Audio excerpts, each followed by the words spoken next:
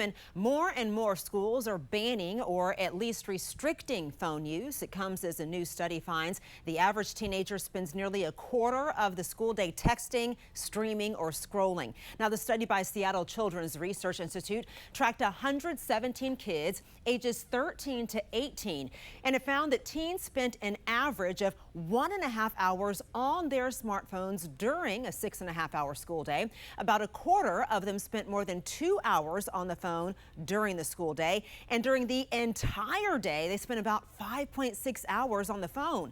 Now, this comes as Montgomery County Public Schools issues new guidelines on phone use for next school year. 7 News' Kelly Lynn is live for us outside this morning of Belmont Elementary School, and only to break down these changes. Kelly, good morning. Good morning to you. Yes, this is one of the many schools in Montgomery County that will face these changes in the next school year. That policy taking effect in the 2025-26 school year, applying to cell phones, tablets, laptops, and smartwatches. Elementary and middle school students must keep their personal devices turned off and stored away during the school day, including class time, lunch, and transitions. High school students are also not permitted to use personal mobile devices during instructional time, but can use their devices at lunch and between classes.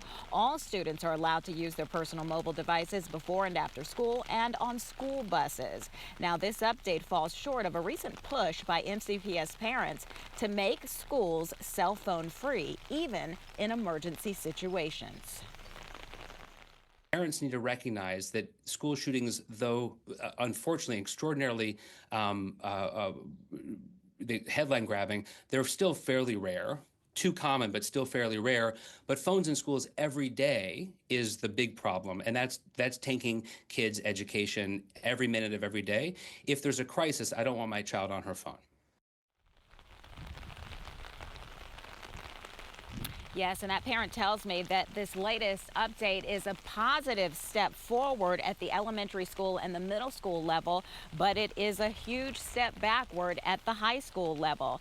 Now, I asked MCPS how the school system plans to deal with emergencies and cell phone use, and they did respond to some of my questions, saying in the event of an emergency lockdown, silence is paramount. Therefore, students are reminded not to use their cell phones. And our protocol during emergencies includes providing community updates every 20 minutes. Now, as for discipline, MCPS says that students who fail to comply with this new policy will be facing consequences. Those consequences will be outlined in the updated Student Code of Conduct that will be released this summer.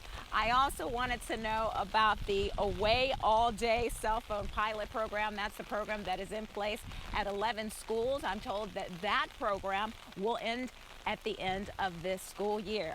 I also reached out to the Montgomery County Education Association, that is the teachers union. I wanted to know what they think about this new policy. They issued a statement, and we are putting it all on our website. Just go to WJLA.com. Live in Olney, Kelly Lynn, 7 News.